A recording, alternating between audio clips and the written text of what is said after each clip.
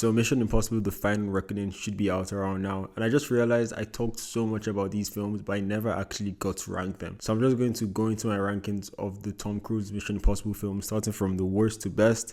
And of course, I have to put John Woo's Mission Impossible 2 at the bottom. I give this film props for one thing, because out of all the 8 films, this is the only one that's different. But what it does just doesn't work for any of these films. The action in this film that is its main selling point is just bleak, unlike Mission Impossible 1 that had barely any action scenes. Antagonist here was just shit, and the other films had bad antagonists that were uninfluential or disconnected to the plot. But the fact that we have this one big bad that is a rival to Ethan and just ends up being this uncompelling villain just makes it very, very glaring. And the whole movie as its own is a disappointment, because the story has potential. You know, this virus, and they're trying to like make profit with the antidote or some whatever. That story has potential. It could have been a really, really good film. So it's just a really big disappointment that they couldn't do anything with that.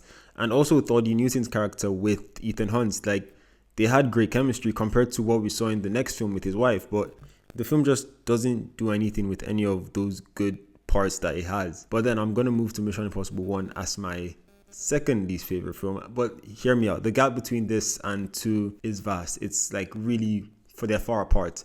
And I do not need to talk as to how influential this film was for the rest in the franchise and even spy movies going forward. This was the groundwork for films till the latest installment in this franchise. And I feel each film improves on this, and that is why it's as slow as it is. And with what I just mentioned, Mission Impossible 3 is my next film on the list. Just had almost everything the last film had, but just better. And what makes this movie stand out for me, even compared to even films ahead of it, is the antagonist, Philip Seymour Hoffman, given the best Mission Impossible antagonist performance to date. And that is where I would say the praise ends for this film. Don't get me wrong, this film still does a lot of things right. I think the action here, I feel like as action goes, I know I say the other, especially the new trilogy, has like really good action scenes, but like as, let's say, gunplay action goes, this is probably the only one that has really the most impressive, if not any, gunplay, and it's really good here. I think J.J. Abrams did a really good job, and also the story in this movie is still great. But the thing with this movie for me is that it's so forgettable. I feel like it's the most forgettable movie in the franchise,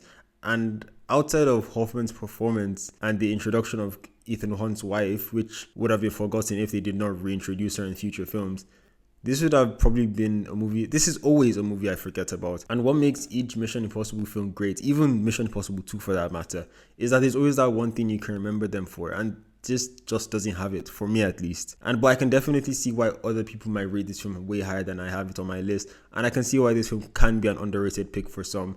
But I always forget about this movie, and that's why it's here. Then a bit of a jump to Dead Reckoning Part 1. And I really love this film on my first viewing, but reflection keeps on falling it down for me. For my mini marathon, this film just felt like a bite-sized version of the new trilogy. Maybe that might not be a bad thing, and I still view it as an 8 out of 10. It just does not have that spark that the other films in the newer trilogy has. Definitely bright parts in it, like the chases in Italy and the Abu Dhabi airport scene. Also additions of the new characters like Haley Atwell and the other ones. Like, all that was great, but still, those people just did not come close to like the new additions from, as I mentioned, the new trilogy. I keep on bringing this up, but there's still lots to love about this movie. And as I mentioned, I rate it an 8 out of 10. Then I move on to Mission Impossible The Final Reckoning. And see, this movie is pushing recency bias, but I cannot go any higher than this. And see, I had a time watching this movie in the cinema, and I check out my review on that. I think as an action movie, it delivered. Although the start was a bit rough, I think the final 2 hours, in my opinion, did pay off to what could possibly be the end of the franchise. And now, starting with my top 3, the beloved new trilogy I keep on talking about. Starting with Mission Impossible Rogue Nation. I mean, what is there not to love about this film? Straight energy from beginning to the end.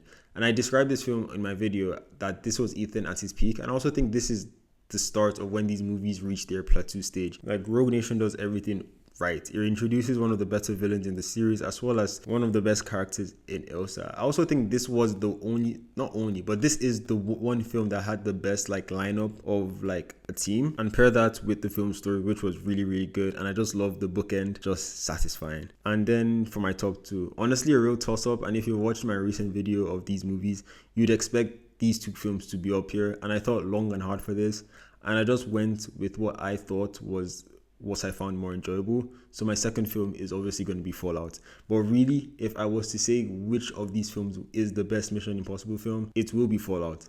improved what was already a great villain in Solomon Lane, as well as adding characters like Henry Cavill into the mix. Has some of the best action in these films, as well as the overarching story just being perfect. Film also shows the flaw in Ethan's character in the best way the franchise has ever done. And it's just a really, really good film. But Mission Impossible Ghost Protocol just does everything right for me. And I have to put emphasis on me, because really, I feel although I say this is the easiest film that anyone can go into and watch, this is like the best starting off point in the franchise. I also feel like this film, for many people, could either be in their top 2 or bottom 3, and there's no in between. But Ghost Protocol just ticks all the right boxes for me. It's the most wacky film, and it earns the merits to be wacky. And that's what I just like about it. I feel like as a Mission Impossible film, this is the best Mission Impossible film. You have to be silly. You need to make things go wrong in the mission. You have to sell it to the audience. You need Ethan to mess up. You need Ethan to lose control. You need the people around them to ruin the potential mission. You need them to go rogue. And I think all of that combined is why this is my favorite. The antagonist is not the best, but that's what makes this movie great. That's what makes a Mission Impossible film a Mission Impossible film. The antagonists suck, and that shows at the end, but then I really do not care. The one thing I would put up my hands and admit I do not like about this film is a really minor thing, to be honest. It's the fact that Ving Rhames only gets a cameo at the end. But outside of that, this movie is the one I'm the most nostalgic for. It's the one I've watched the most, and it's clearly my favorite in the franchise. But yeah, that's my Mission Impossible rankings. What do you think of these films, and how would you rank them? Thanks for watching this video, and I hope I'll see you in the next one. Bye.